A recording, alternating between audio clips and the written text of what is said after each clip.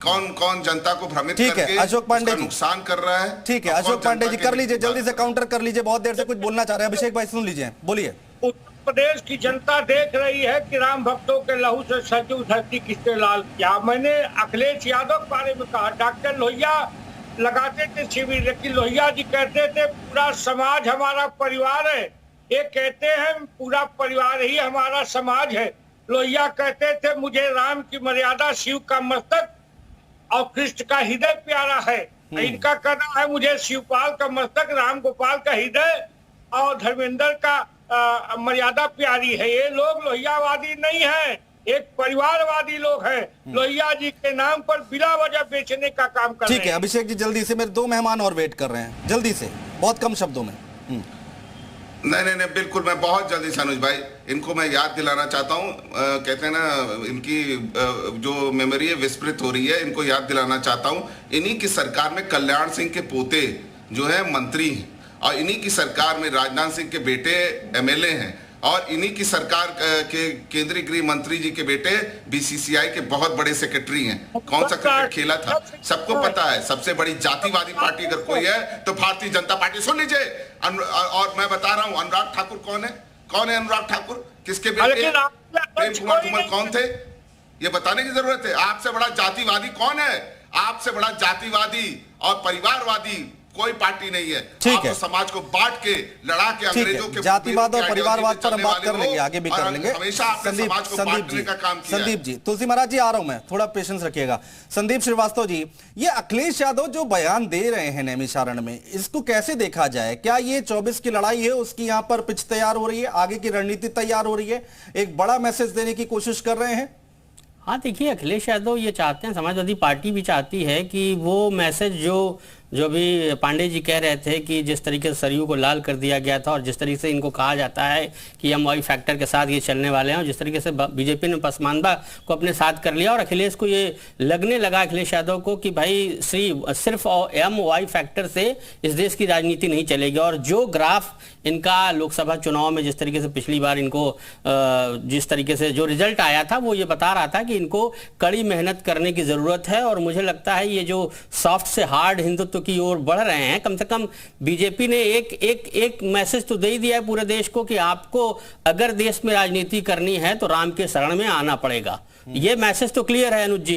तो उस मैसेज को अखिलेश यादव ने एक्सेप्ट कर लिया है, और उस मैसेज को वो जनता को देना चाहते हैं कि जो उनके ऊपर ये धब्बा लगा हुआ है, ये स्टैंप लगा हुआ है कि वो सिर्फ वर्ग विशेष की राजनीति करते हैं, उस राजनीति से वो अपने आप को अलग करना चाहते हैं। वो ये दिखाना चाहते हैं कि वो पूरे देश के जो आम जन हैं वो उनकी राजनीति के में विश्वास करना चाहते हैं। लेकिन सबसे बड़ी समस्या है कि उत्तर प्रदेश को आप मान लीजिए, जिस तरीके से आपका फिगर है, जिस तरीके से आप अपने आप को एग्रेसिव करके दिखा रहे हैं, उसका इंपैक्ट क्या पड़ेगा 24 के राजनीतिक चुनाव में? जो 24 का रिजल्ट आएगा वो कितना एग्रेसिव होगा, कितना उसमें आप कन्वर्ट कर पाते हैं वोट को, ये बड़ा महत्वपूर्ण है। क्योंकि योगी मोदी जैसा आपके पास कोई ब्रांड। जी, मैं एक बात और आगे भी समझेंगे आपसे, अभी तुलसी महाराज जी से एक रिएक्शन ले लेते हैं, आगे भी समझेंगे कि क्या यहाँ पर भारतीय जनता पार्टी जो ट्रैप करती है उस पर क्या विपक्षी दल आ जाते हैं, क्या वैसी भाषा बोलने लगते हैं क्या,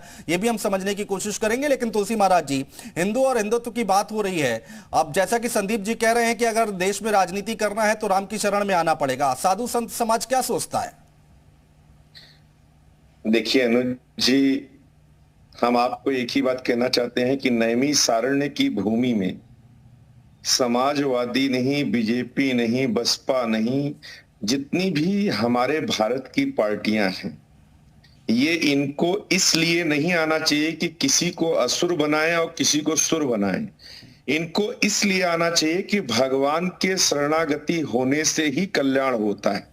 और ये बात जिसको नहीं समझ में आ रही, उसको किसी पार्टी के माध्यम से समझ में आई, या किसी कार्य के माध्यम से समझ में आई, या अपने स्वार्थ के माध्यम से समझ में आई, जैसे भी समझ में आई है, तो सुर असुर बिना बोले अगर भगवान की शरणागति लेंगे, पहली बात ध्यान रखें, चाहे अखिलेश जी हों, चाहे हमारे परमादरणीय प्रधानमंत्री हों, या भारत में रहने वाले जितने भी सनातनी हैं, सबको सनातन के छत्र के नीचे, जैसे आकाश के नीचे हम लोग सब बैठे हैं, जल हम सब पी रहे हैं, ऐसे ही हमें भगवान के शरणागति हुए बिना अखिलेश यादव तो कल्याण कह रहे नहीं हैं ना होना है। तुलसी महाराज की वो हार्ड होने की जरूरत है, सॉफ्ट नहीं है। सॉफ्ट तो हम पहले भी थे।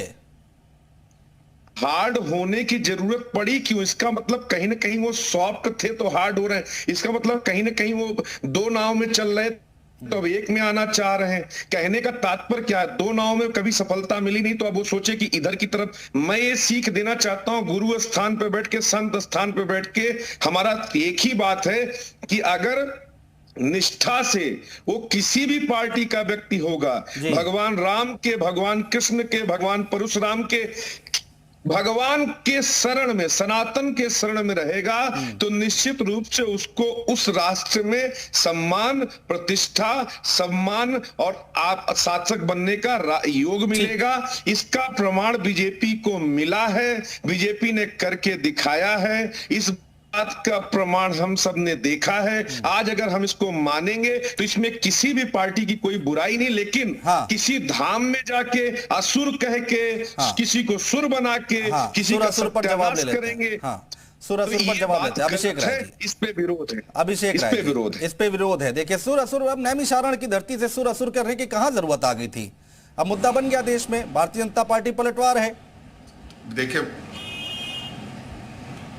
अनुज भाई, देखिए मैं तुलसी महाराज जी की बात का एकदम समर्थन करता हूँ, लेकिन कहते हैं ना कि ये देश, ये जो जनता है ये भी जनार्दन है।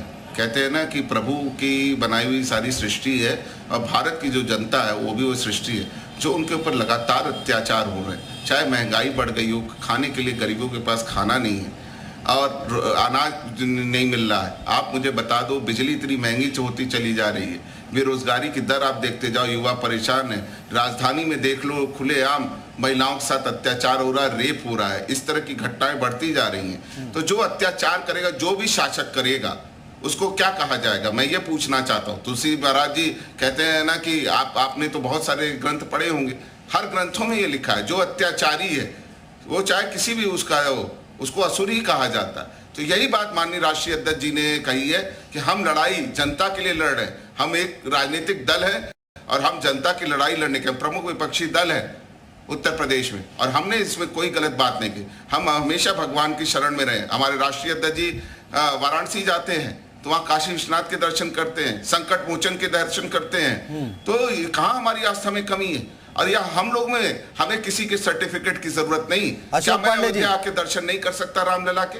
सर्टिफिकेट लेना पड़ेगा समाजवादी पार्टी को आपसे? ये गलत बात है। हमें किसी, देखिए आपको हमें सर्टिफिकेट की जरूरत नहीं है किसी की। देखिए अब लोकसभा का चुनाव है तो अखिलेश जी कालनेमी बन के, रामनामी ओढ़ के नौटंकी करने का काम कर रहे हैं। ये मैं सार्वजनिक आपत्ति है मुझे। फिर वही बात कही इन्होंने। अब ये कौन सी बात हो गई अनुज भाई? अब ये कौन सी बात हो गई? अभी हमने असुर कह दिया तो बड़ा कष्ट हो रहा था। कालनेमी कौन था? बल्कि हमें कह सकते हैं कालनेमी कौन था? अरे आप मायावी लोग हो, सुन लो, मायावी लोग जनता के साथ छल करते हो, खुलेआम छल करते हो। आप लोग खुलेआम जनता के साथ छल करते हो। आपने 15 लाख खातों में भेज दिए, जीजा को जेल भेज दिया, स्विस बैंक से काला धन वापस ला दिया, लंबी लिस्ट है, बताना शुरू हुआ। 2 करोड़ रोजगार हर साल दे दिए, महंगाई को डायन कह के बुआ बना के बैठे हो। क्या किया आपने? कुछ नहीं किया। तो आप कौन है कालनेमी? कालनेमी अखिलेश जी नहीं है, आप लोग हो। आप लोग हो कालनेमी। आप लोग को ये बात समझ में आनी चाहिए। इस तरीके से जनता से झूठ बोलने से, आडंबर बनाने से काम नहीं चलेगा। ना साहब, ना साहब, ना, ये नहीं चलेगा। जनता बताएगी, जवाब देगी। आप छोड़ दीजिए मुख्यमंत्री का पद, आप छोड़ दीजिए प्रधानमंत्री का पद, आ जाइए। ठीक है अभिषेक राय, अभिषेक राय जी, आप लगातार बोलेंगे ना, उनकी आवाज ये भी थोड़ा टेक्निकल इशू है। सुधारा है। उत्तर प्रदेश की कानून व्यवस्था सही है। उत्तर प्रदेश में अब राम राज है। इसलिए लखनऊ में खुलेआम रेप हो रहा है, खुलेआम एक बच्ची का बलात्कार हो रहा है और कानून व्यवस्था सुरक्षित है। शर्म आनी चाहिए अशोक पांडे जी, शर्म आनी चाहिए।